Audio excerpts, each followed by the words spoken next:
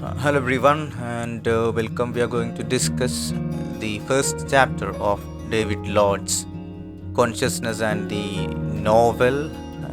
Actually, this is one of his theoretical works. The first chapter was actually titled as Consciousness and the Two Cultures. This is the chapter which is included in Calicut University PG syllabus.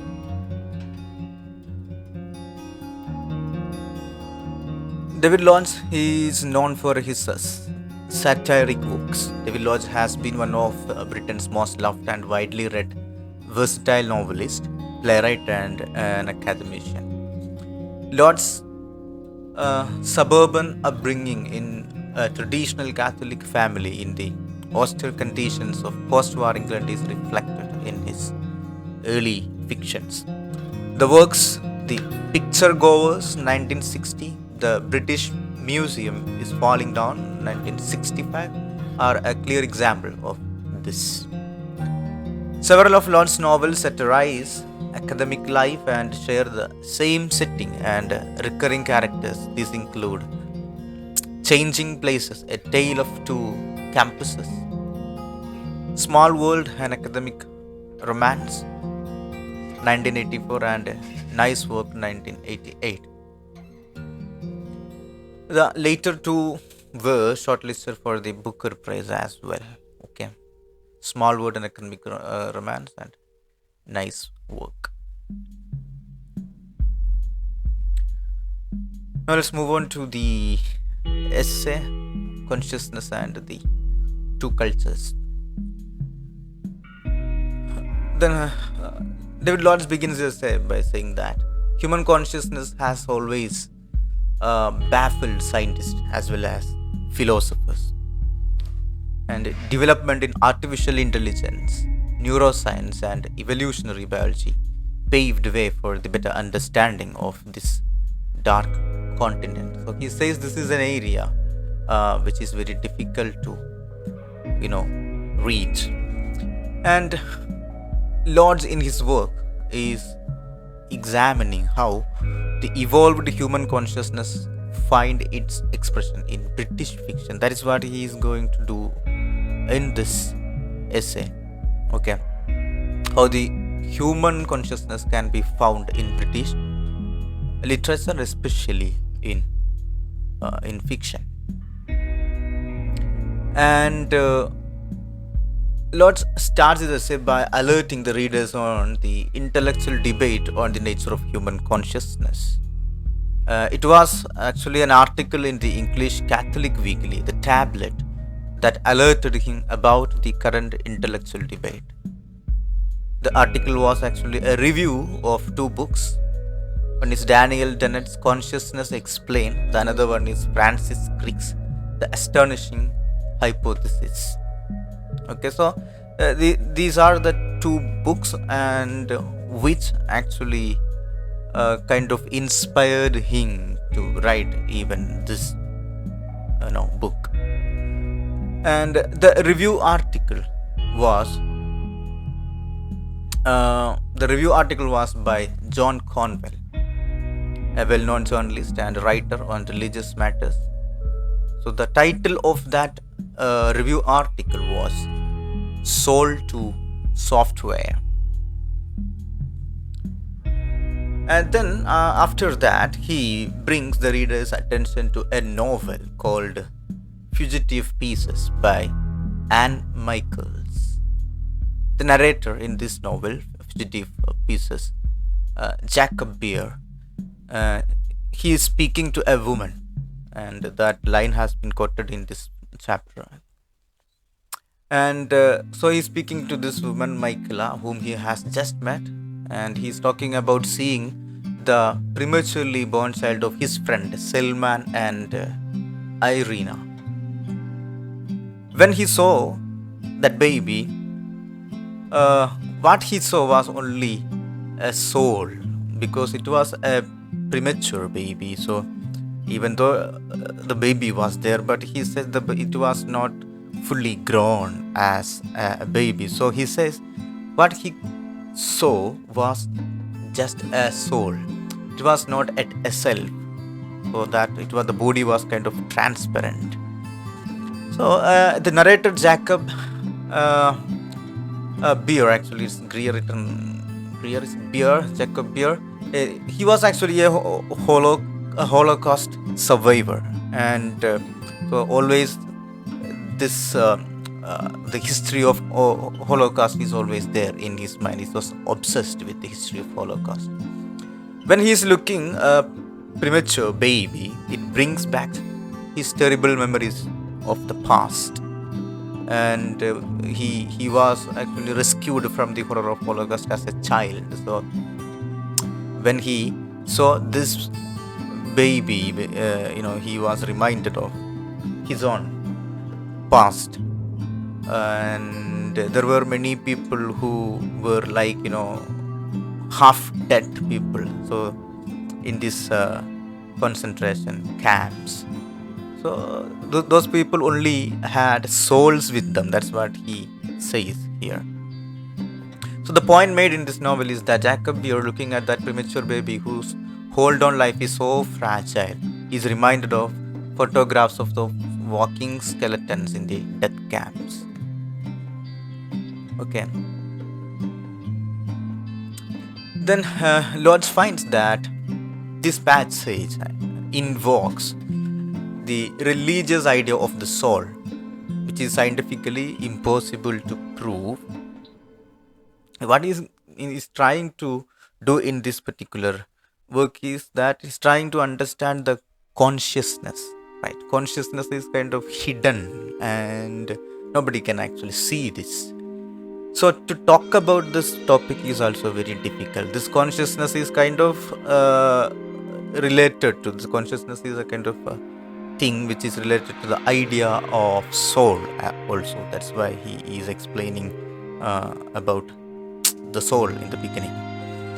So he finds that this passage invokes the religious idea of the soul, which is scientifically impossible. He finds that Western culture seems to rely heavily on distinguishing between self and spirit, material and immaterial, body and soul, and in turn commits the fallacy of dualism. So this is the problem with Western philosophy, he says, and they always want this kind of dualism and always trying to distinguish things. So consciousness has not been studied much by natural sciences. It was primarily considered as a province of philosophy. Psychology perceived consciousness as a black box. Stuart Sutherland in International Dictionary of Psychology wrote, consciousness is a fascinating but an elusive phenomenon. Psychoanalysis, which has been dismissed as unscientific, they also try to understand consciousness, but it was also fruitless. The current interest in the study of consciousness can be traced back to Francis Crick and Christoph Koch. What he says, David Lodge says. So the scientific urge to know human brain was the result of several other scientific innovations, such as the discovery of quantum physics, discovery of DNA, new brain scanning techniques, new Darwinian evolutionary theory, developments in artificial intelligence, and scientists like Richard Dawkins. Researches and the innovations in the field of artificial intelligence made people realize that human brain and consciousness is like a software. So this is just an introduction which he gives in the beginning of this book. And so what the main thing is this: what has all this to do with literature in general and the novel in particular? So what he says, literature is the record of human consciousness, the richest and the most comprehensive. The novel is arguably an individual's most successful effort to describe the human experience through space and time. So the human consciousness can be best understood from the novel and from literature. That is what he says. Even the science cannot completely or fully explain this consciousness. So you need to look to novels to understand human consciousness well. And Noam Chomsky has stated that we learn more about human behavior and personality from novels than scientific psychology. Right? This is the point. So we learn about human behavior, how a person would react to a certain situation, how one would perform through fiction, and so we get all these kinds of things from novel. Works of literature focus on strict personal experience. That is why we can understand human consciousness from the novel, because the novel or a literature is based on personal experience. For example, Austen's Emma, Jane Austen's Emma could not be and will not, could not be and will not be written by anybody else. There's a B here. It could not be and will not be written by anybody else. But an experiment demonstrating the second law of thermodynamics is and must be repeatable by any competent scientist. So that is why literature is different from science. Yeah, this novel Emma can never be written by anybody else. Only Austen can write this. That is how much personal this is. But a scientific law or a theory or a definition, whatever it is, it can be repeatable. It can be written by anybody. The Nobel Prize winning neuroscientist Gerard Edelman has some interesting things to say on this topic. We are at the beginning of the neuroscientific revolution. At the end, we should know how the mind works, what governs our nature, and how we know the world. And this is what Gerard Edelman said about consciousness, about the kind of scientific evolution that is taking place now. And at the end, he says we'll be able to understand the human consciousness well or human mind well. But as the book proceeds, he acknowledges the limitation of this project, and there is, for instance, the problem of qualia. That is why the study about consciousness or human mind is very difficult, because the problem of qualia. So that's not the point. The qualia here means that this is personal. I will tell you. Suppose you see a red color, for example, and you have a kind of experience when you see the color red. And suppose I also see the same red color that you saw, but I call it red, but the kind of experience I get may be different from the experience you get. So that is why there is the qualia. That is why the problem of qualia. The thing experienced by someone will be different. The same thing was experienced by another person will be different. Okay, so that is a problem when you understand, when you study, when you kind of make a research on this human mind or consciousness, the problem of qualia. The dilemma is that phenomenal experience is a first person matter. That's what we are talking about. And this seems at first glance to prevent the formulation of a completely objective or causal account. Science, of course, is a third person discourse. The first person pronoun is not used in scientific papers. If there were any hint of qualia in scientific paper, Edelman says it would be edited out. But a scientific study of consciousness cannot ignore qualia. So, because of this thing, the problem of qualia. So, science has got some limitation. So, always this study about human consciousness and this mind is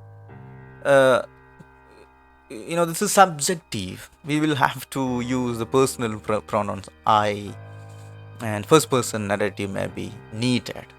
But in scientific discourse, always you have third person discourse, third person narrative.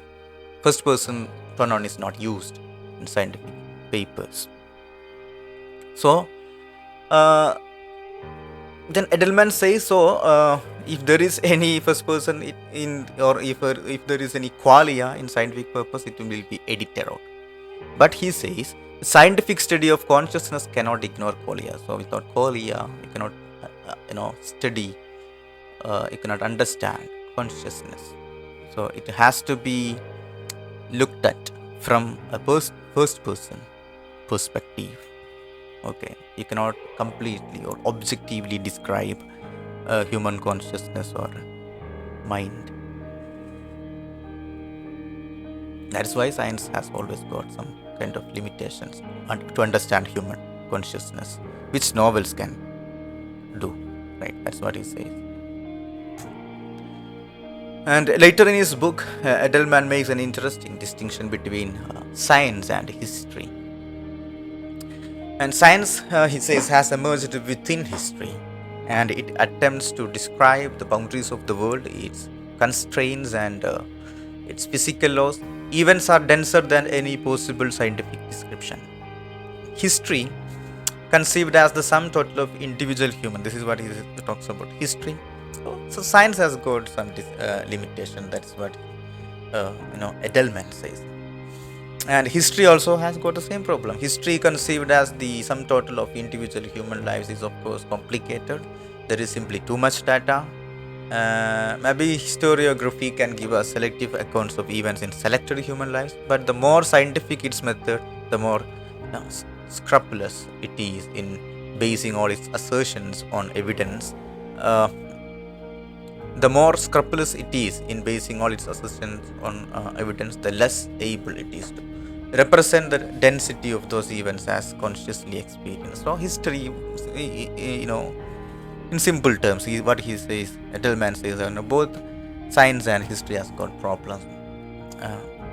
Both of these disciplines cannot fully understand human consciousness, history and science. This is why literature, especially novel, is different. It creates fictional models of what it is like to be a human being moving through time and space.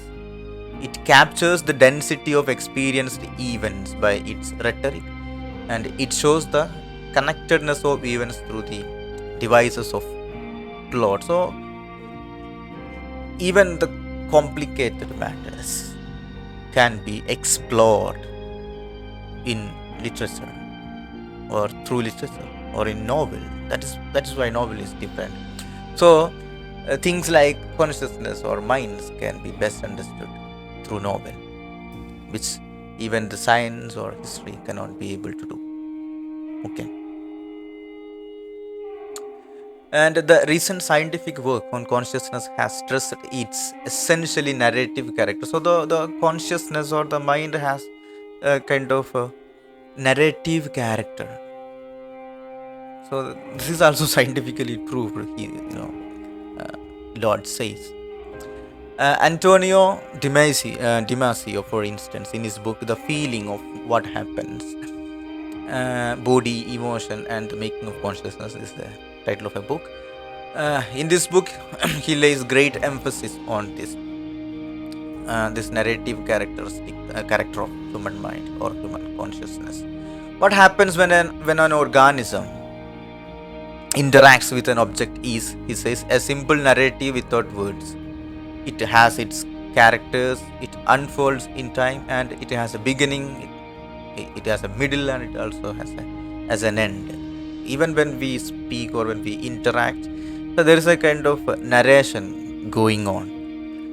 So he draws attention to this paradox stated by William James, that our self in the stream of consciousness changes continuously as it moves forward in time. So our consciousness is also changing as we move forward in time. As Daniel Dennett puts it, as spiders make webs and beavers build dams, so we tell stories. Okay, so we have been telling stories for years and years. So we are still continuing this. So even our human mind and even our consciousness is obsessed with this storytelling. Telling stories, he says, Daniel Dennett. Telling stories is probably a brain obsession. Okay, so through stories, that is why Lord says through stories you can explain or understand human consciousness better than any other discourse. And Lord in this essay alludes to C.P. Snow's 1959 work, The Two Cultures and the Scientific Revolution, he points that Britain had the power to revolutionize science for greater good, but it was impeded by ignorance of politicians. Yeah. Literature constitutes a kind of knowledge about consciousness which is complementary to scientific knowledge. Okay, so literature can also contribute much, like scientific knowledge. Maybe literature and science can work together to understand human consciousness. That's the point. The most recent novel that explores the theme of consciousness is Galatia 2.2 by Richard Powers. So the core story of Powers' novel is a wager, or it's a kind of a bet about whether or not it is possible to build a machine that can pass an examination in English literature. Yeah, this is the story of this novel, Galatia 2.2.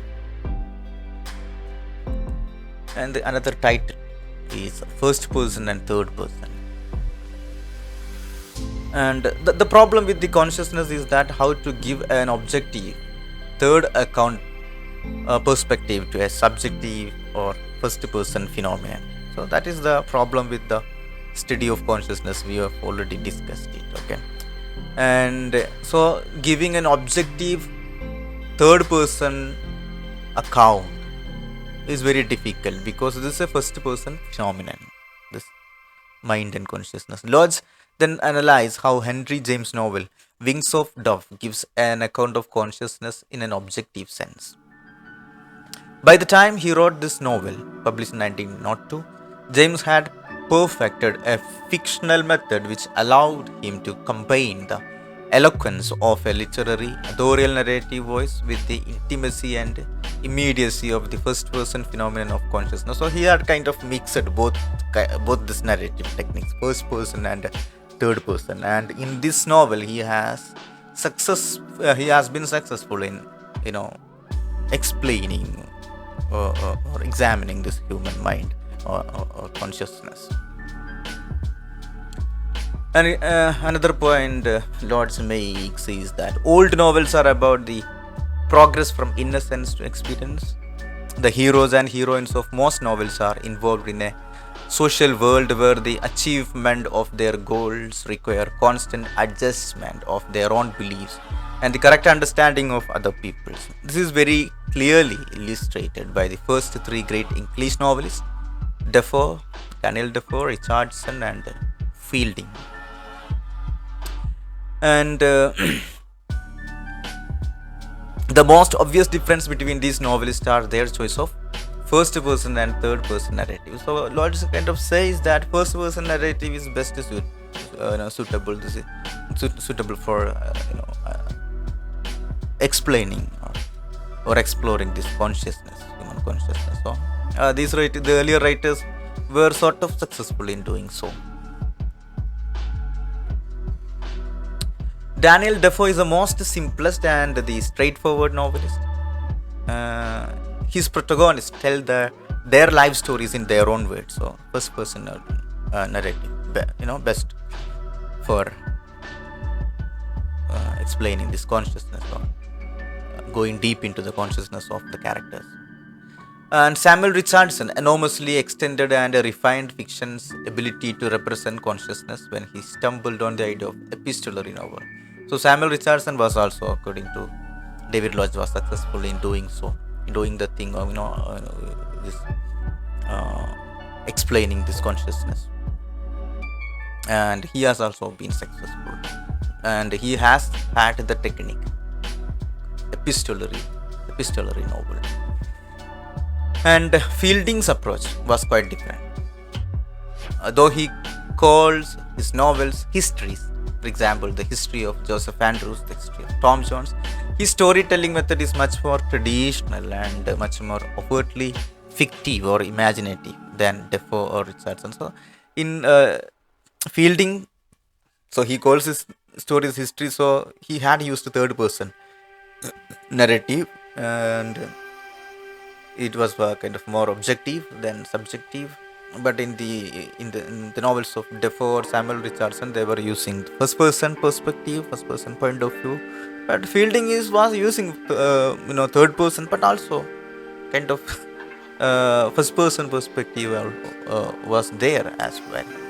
Um, because he combined first person narration with an omniscient perspective. He had both in his novels. Uh, Concerning the fictive world and the characters of his novel, so we are talking about Henry Fielding. So concerning the fictive world and the characters of his novel, the omniscient narrator tells the history from a third person point of view and adopts the position of a godlike figure who knows everything. So there is a omniscient narrator who explains everything in third person in Henry Fielding's novel. So he's fully aware of the present, past, future events, and can also see into his characters, their thoughts and feelings, etc. But towards his reader, he, in Henry Fielding's novel, he is also explaining it's a kind of metafiction. He's also analyzing his own fiction in this, and he's describing or explaining the characters and the kind of things that they are doing. And so towards the reader, his narrator is using a first person point of view. So that's it. So he takes the position of an overt first person narrator, foregrounding himself by his intrusive comments and direct address to his audience. Okay, so he is also commenting his own work. So when it comes to those comments, he is using this first person point of view. And Henry James is a crucial figure in the transition from classic to modern fiction, and consciousness is one of the key words in his criticism of fiction also. Henry James. Consciousness, as he says, is a kind of huge spider web of the finest silken threads suspended in the chamber of consciousness. This is what Henry James said about human consciousness. It's a kind of huge spider web of the finest silken threads suspended in the chamber of consciousness. His words remarkably resonates with Virginia Woolf's assertion in her essay Modern Fiction. So Virginia Woolf also had a similar opinion, which she had expressed in her essay Modern Fiction. Virginia Woolf was excited and inspired by Joyce's technical innovations in rendering the stream of consciousness. So Virginia Woolf was very much excited about James Joyce, this stream of consciousness technique, which was very well suitable for explaining human consciousness. Joyce creates the illusion of representing what Virginia Woolf called the quirk of the mind, partly by the technique of condensation. Joyce represents the stream of consciousness by leaving out verbs, pronouns, articles, and by leaving sentences unfinished. So this is how things are stored in our consciousness. Maybe that is why James Joyce was leaving out verbs or some pronouns or some articles, and sometimes he has sentences which is unfinished. So things are in very much condensed form. Okay. So he came as close to representing the phenomenon of consciousness as perhaps any writer has ever done in the history of literature. So he has represented it quite well in his novels. Okay, perhaps nobody else had done like this before. And the next topic in this essay is surface and depth. The modern novel that evolved in the first few decades of the 20th century is a conscious reaction against the classic realism of the previous century. So in the beginning of 20th century, we have had several novels which was kind of reaction against the classical realistic kind of novels. So the kind of novels pioneered by Henry James, Virginia Woolf, James Joyce, D.H. Lawrence, Maddox, Fox, and Joseph Conrad, they manifested a general, the novels they created manifested a general tendency to center narrative in the consciousness of its characters and to create those characters through the representation of their subjective thoughts and feelings rather than by describing them objectively. So the most of the novels which came in the beginning of the 20th century, we call it modern period.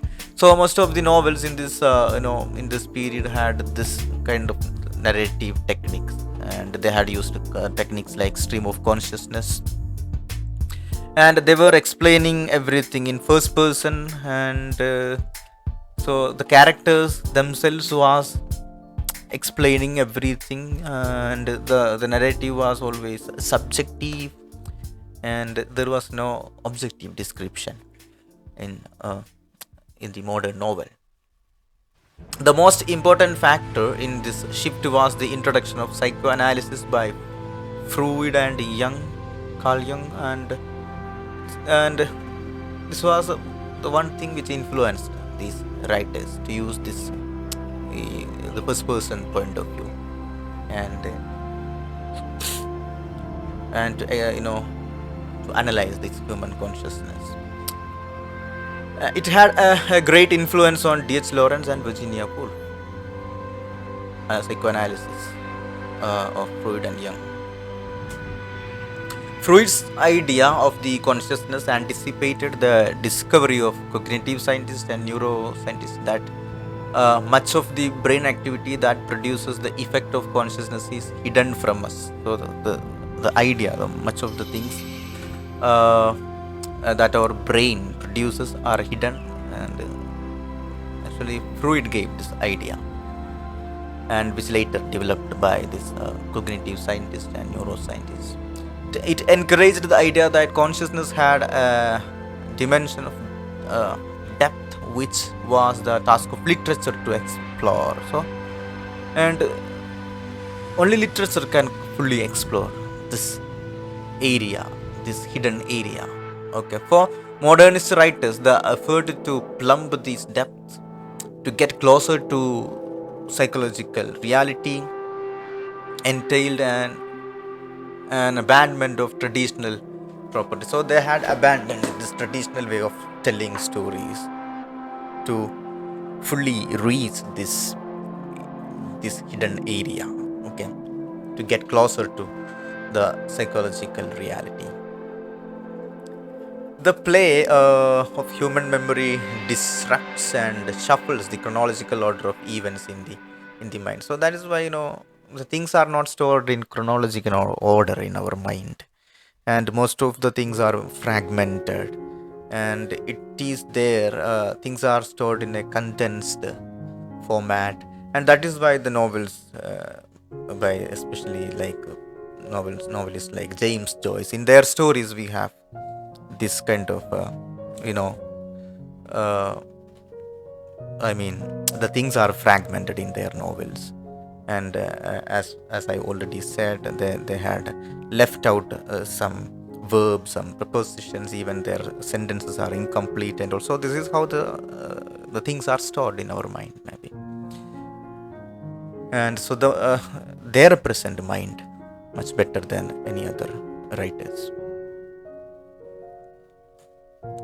And the term postmodern and postmodernist entered the English language in the second half of the 20th century.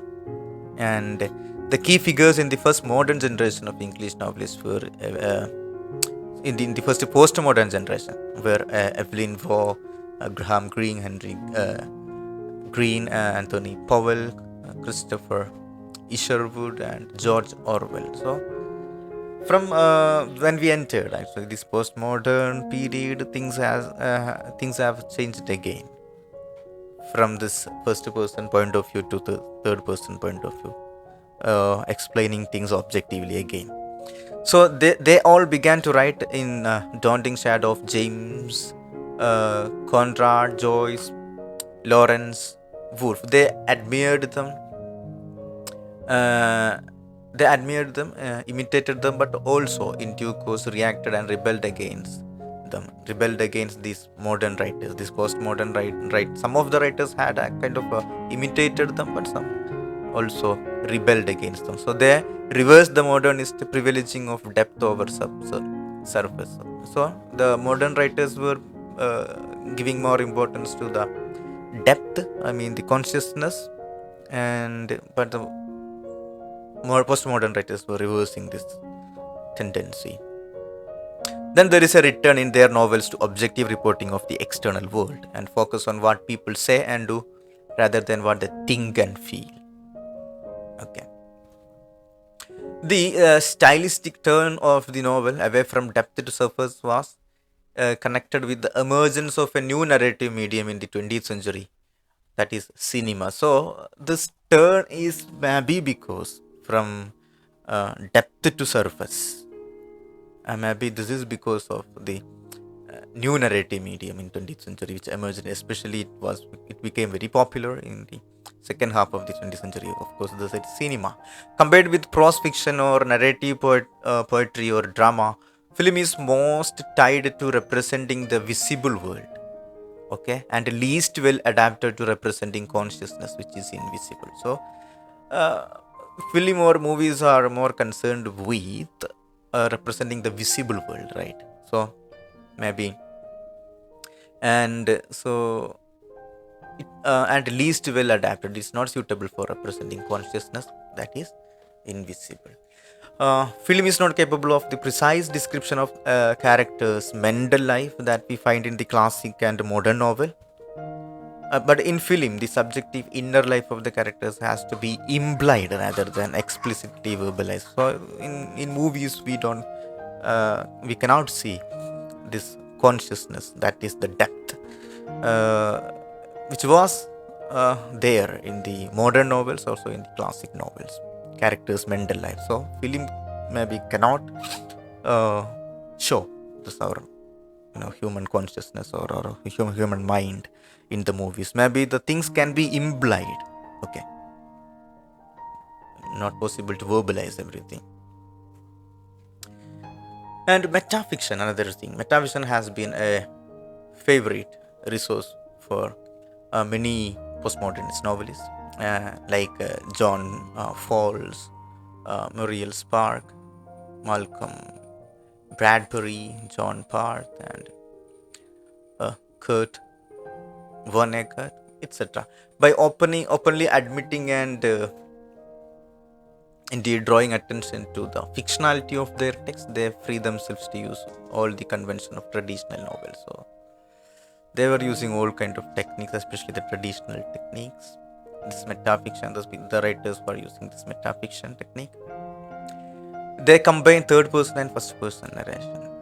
Metafiction again. Okay, so example is Atonement, a novel by Ian McEwan, published in 2001. So this is the summary. This is the detailed summary of David Lloyd's essay Consciousness and Two Cultures. So what he says in short is that it is only literature and especially novels that can explain and explore or analyze human consciousness, and he has given several examples and all in this essay. So that's it. Thank you for watching. Bye.